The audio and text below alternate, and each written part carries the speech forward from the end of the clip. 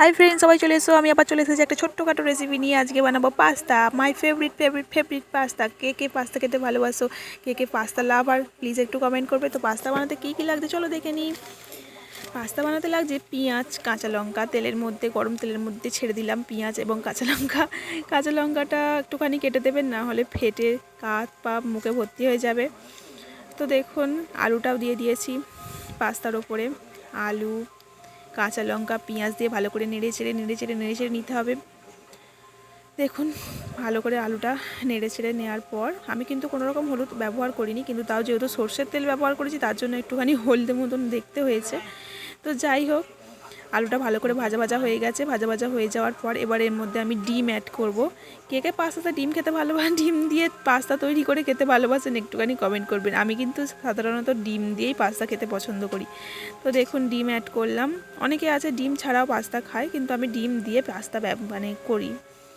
তো দেখুন এখানে দুটো ডিম ফটাফট ফাটিয়ে দিয়ে দিলাম একেবারে ডাইরেক্ট কড়াই।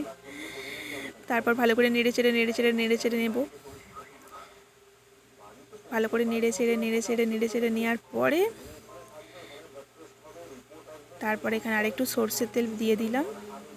আগে অনেকটা দিয়েছিলাম, কিন্তু তবুও আরেকটু দিলে কড়া থেকে আলুটা ভালো করে ছেড়ে যাবে, তো সেই জন্য ভালো করে দিয়ে দিলাম। দেখুন ভালোভাবে আলু, ডিম, পেঁয়াজ, কাঁচা লঙ্কা সব ভাজা হয়ে যাওয়ার পর দিয়ে দেবো পাস্তা মশলা। পাস্তার ভেতরেই কিন্তু পাস্তা মশলাটা থাকে, আমি সেই মশলাটা এখানে ব্যবহার করলাম। আলাদা করে আমি কোনো মশলা ব্যবহার করিনি, এখানে পাস্তা মশলাটাই শুধু ব্যবহার করেছি।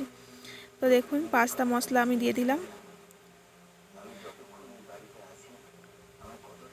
তারপর ভালো করে নেড়ে চেড়ে নেব।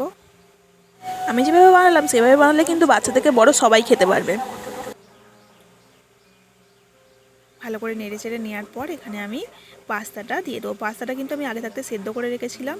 দেখুন প্রচণ্ড গরম, তাও আপনাদেরকে ভেঙে দেখাচ্ছি কতটা নরম এবং সফট হয়েছে।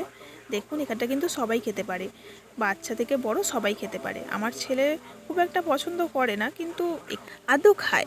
তো দেখুন পাস্তা রেডি হয়ে গেছে। আমার তো আর তস হয়েছে না, আপনারা কিন্তু বাড়িতে নিশ্চয়ই বানিয়ে খাবেন এবং পরিবারের সকলকে খাবেন। টাটা।